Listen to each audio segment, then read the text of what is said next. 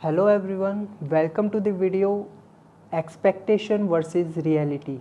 Expectation what we had before demonetization and reality what we feel after demonetization.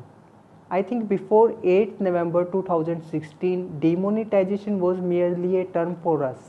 But after 8th November 2016 we lived this term in the form of pain, in the form of fear and in the form of hope that yes, somewhere our country is progressing in the economic way, and we were happy that we are contributing for our country. But as we see the conclusion of the demonetization, and I went through some news and articles and gathered some facts and figures. These facts and figures are telling me something else, and I want these fact and figure before you guys, so you guys will decide that whether demonetization was a success or a failure, what was our expectation and what is the reality. So first we have to understand that what demonetization is. Demonetization means simple discontinuation of the high value currency. So we discontinued 1000 rupee note. Okay, so it was okay that we discontinued 1000 rupee note, but in replace of the 1000 rupee note we introduced 2000 rupee note. Was this a good decision? I think this is not a good decision. Why? Because if we see in the term of counterfeit currency, fake currency, one of the objective of the demonetization. So if we see in that term, then the fraud who were printing the fake currency earlier, let's say he was printing 1 lakh rupee, so he had to print 100 note of 1000 rupee earlier. But as we introduce 2000 rupee note now, he have to print only 50 notes of 2000 rupees, and this is the enhancing of the counterfeit money. I am not saying that in this time this is going on, because for some time it will stop the counterfeit money, but we can't predict future. As we all know, we can't predict future. In future there will be counterfeit money of this 2000 rupee also. So and this will become easier for them. And if we see that in the term of overcoming the counterfeit money, was this the only way left? Demonetization was the only way left?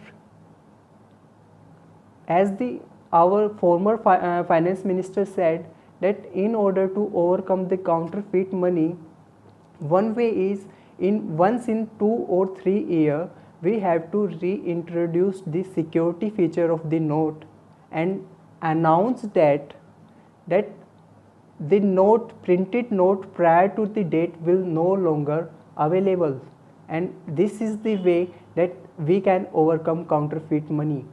But we have introduced demonetization. Our second big reason was black money. Despite of knowing the fact that we have 90 to 95% of the black money in the form of gold and property, but despite of knowing the fact, we introduced demonetization. And let me tell you fact that 15.45 lakh crore rupee were demonetized, and out of which 15.28 lakh crore rupee returned to the bank. This means our expectation was that 15 to 20% of the black money, 15 to 20% black money won't come back. But what is the reality? Reality is only 1% money not came back. So this is the reality.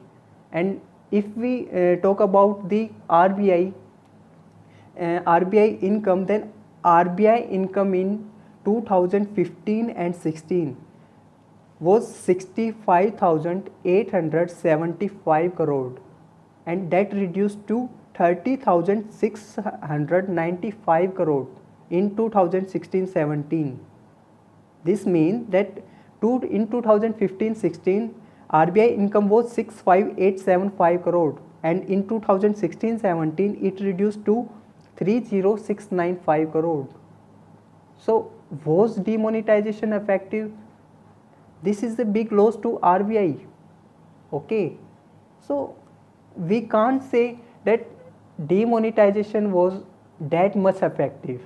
And if we say about the counterfeit money, then about counterfeit money, what I saw that only 0.0007% of the fake currency was confiscated. Only 0.007.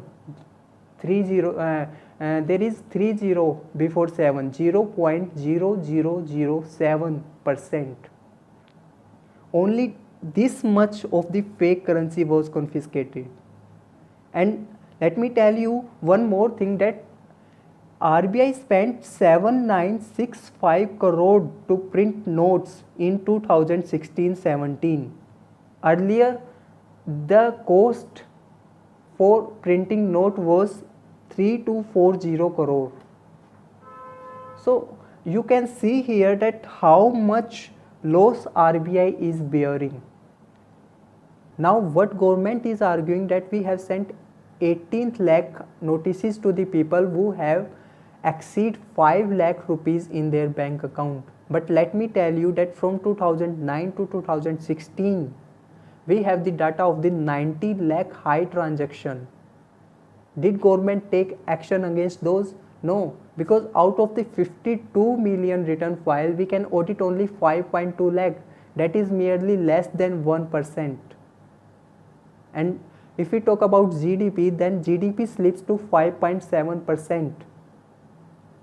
If we take 1% GDP, then 1% GDP contains 1.3 lakh crore rupees approximately, and losing 1.3 lakh crore rupees from the economy means huge job loss. Let me tell you that 15 lakh people were fired from their jobs.